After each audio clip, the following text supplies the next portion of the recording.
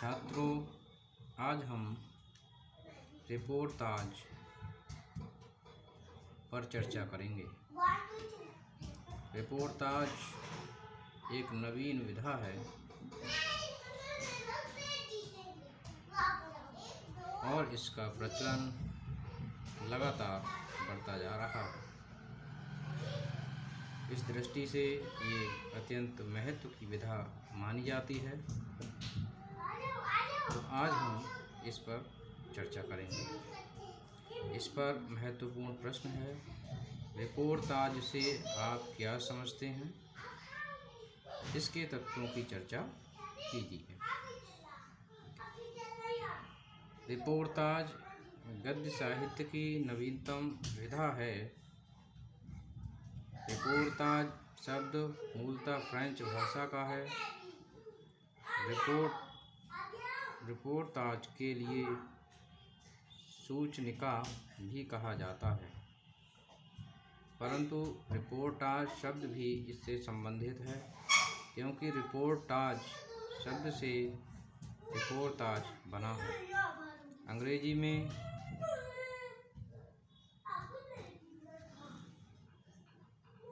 Reportage के लिए report शब्द का प्रयोग किया जाता है।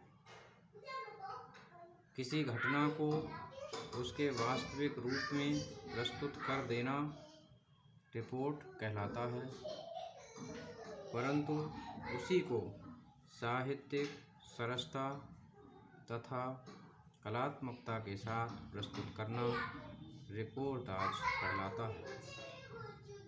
रिपोर्ट और रिपोर्टाज दोनों में अंतर है।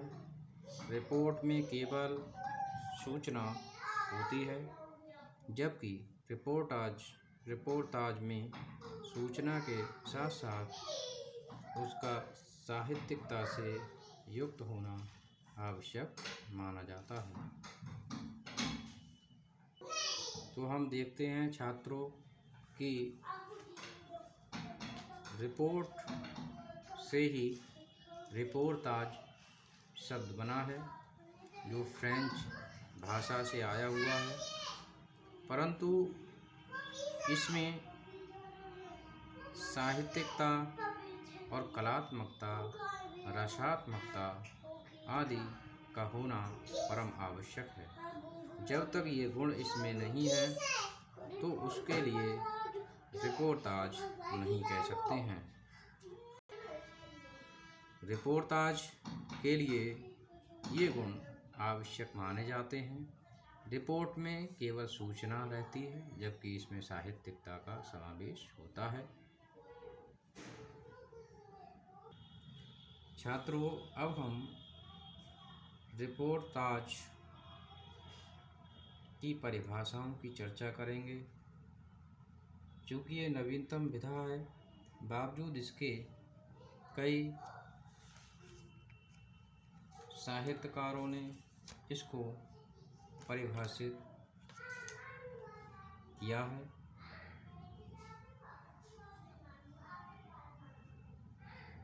तो सबसे पहले डॉक्टर भागीरथ मिश्र की परिभाषा को देखते हैं।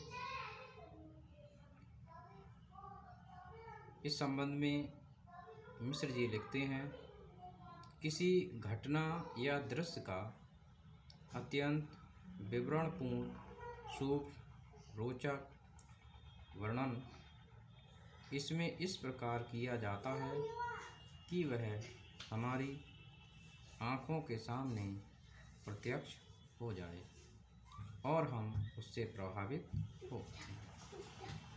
उनकी यह परिभाषा यह बताने की कोशिश करती है कि उसके वर्णन में रोचकता हो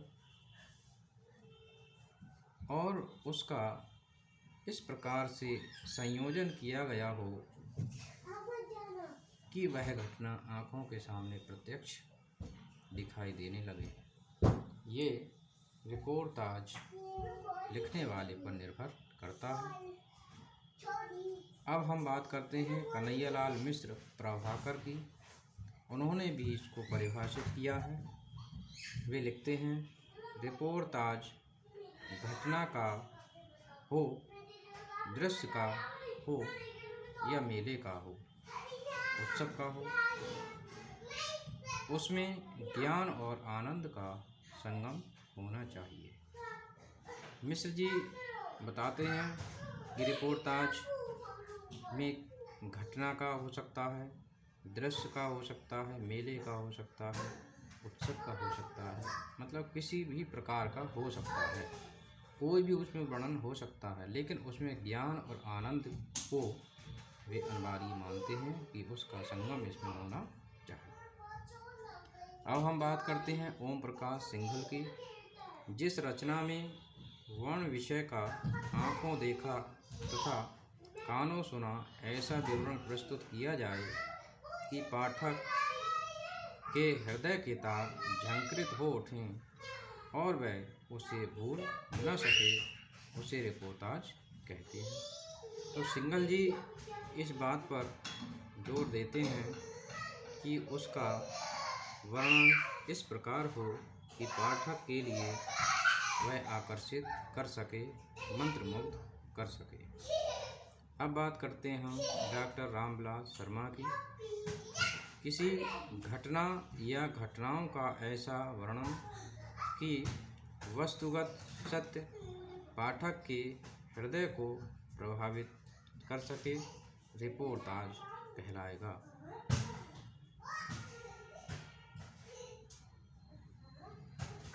वे वस्तुगत सत्य की बात करते हैं, अर्थात उसमें यथार्थता का गुण होना आवश्यक है। वे यथार्थ की ओर इशारा करते हैं कि उसमें वर्णित विषय सत्य हो, यथार्थ हो, ऐसे तथ्य उसमें प्रस्तुत होने चाहिए। अब हम बात करते हैं डॉक्टर सत्यपाल चुग की। पत्र की जिस घटना को सत्य की रक्षा करते हुए कलात्मक रूप में संवेदनानुभूति के साथ प्रस्तुत किया जाता है, रिपोर्टाज कहलाता है। सत्यपाल जी संवेदनाओं की अनुभूति और कलात्मकता दो चीज़ों पर विशेष जोर देते हैं। इस प्रकार से इनके अलावा भी कई ऐसे साहित्यकार हैं जिन्होंने रिपोर्टाज के लिए परिभाषित किया है। डॉक्टर रामचंद्र तिवारी जी वास्तविक घटनाओं पर जोर देते हैं कि जब पत्रकार या साहित्यकार वास्तविक घटना को अपनी भावना के रंग में रंगकर बिंबधर्मी भाषा के माध्यम से सजीव बनाकर प्रस्तुत करता है, तब वह रिपोर्टाज कहलाता है। इस प्रकार अनेक विद्वानों ने अपने विवेक के अनुसार इसको परिभाषित किया है।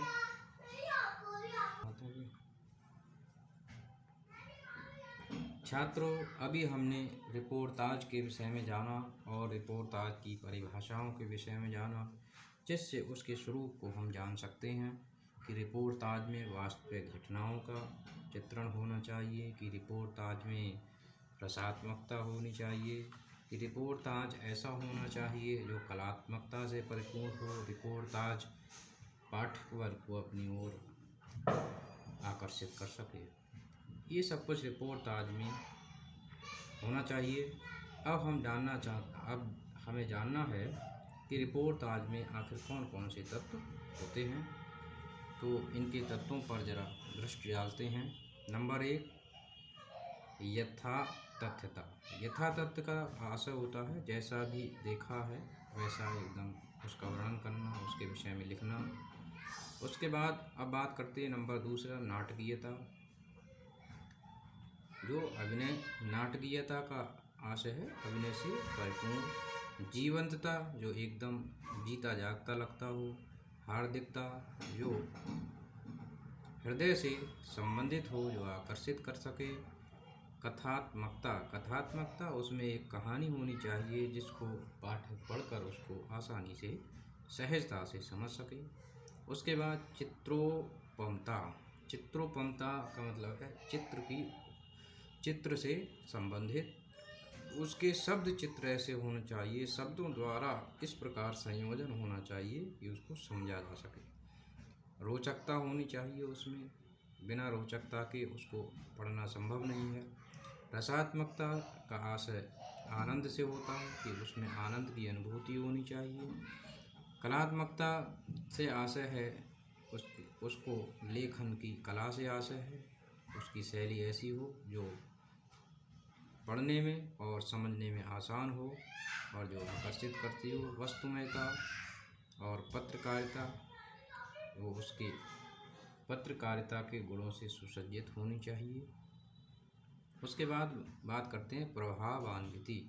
प्रभावान्विति का मतलब होता है प्रभाव की अन्विति अर्थात प्रभाव की एकता। उसको पढ़ने के बाद उसको जब पढ़ा जाए तो उसमें एक ऐसा प्रभाव छोड़ना चाहिए जो लगातार पाठक वर्ग उसको पढ़ने के लिए उत्सुक हो सके। ऐसा न हो कि उसमें नीरसता हो, उसमें क्लिष्टता हो। ऐसा नहीं होना चाहिए कि जब पाठक उसको पढ़ना शुरू करे तो उसको जिज्ञासा भाव उसमें जागृत होना चाहिए। उसके बाद जनजीवन से सहानुभूति। रिपोर्टाज का ये भी एक लक्षण है, तत्व है कि जनजीवन से सहानुभूति उसमें होनी चाहिए। अगर उसमें सहानुभूति का गुण है, ये तत्व अगर उसमें विद्यमान है, तो पाठक उससे अपना तादात्म्य स्थापित करता है। अर्थात जो बातें उसमें लिखी गई हैं समाज के संदर्भ में, उससे पाठक स्वयं का संबंध स्थापित करता है और उसे लगता है कि हाँ वास्तव में ऐसा होता है। उसके बाद सीमित आकार। रिपोर्टाज के आकार की भी बात कही गई है कि उसका आकार बहुत ज़्यादा बड़ा नहीं होना चाहिए, सीमित होना चाहिए, छोटा होना चाहिए, जिसके लिए आसानी से पाठक उसको समझ सके, उसको आसानी से पढ़ सके। तो अभी आपने छात्रों हमने सीखा कि रिपोर्टाज क्या है और रिपोर्टाज का स्वरूप क्या है और इसके तत्व कौन कौन से हैं, इस विषय में हमने जाना। तो मैं समझता हूँ छात्रों कि आज आपने ये समझ लिया होगा। धन्यवाद।